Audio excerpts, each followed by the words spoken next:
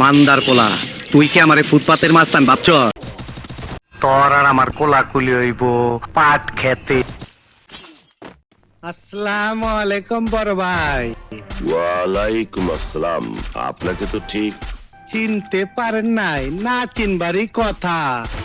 আমার বাপে নাম রাখছিল রফিক চৌধুরী, মাইসে ডাকে কাটা রফিকা। আমার ভুল হয়েছে, ক্ষমা করে দেন। ওই ফকুনির বাচ্চারা, আমার জুতা ছিঁড়ছে কাটা। আমি তোর জুতা ছিঁড়েছি, দেখ আমাকে ভালো করে দেখ। আসসালামু আলাইকুম বড় ভাই।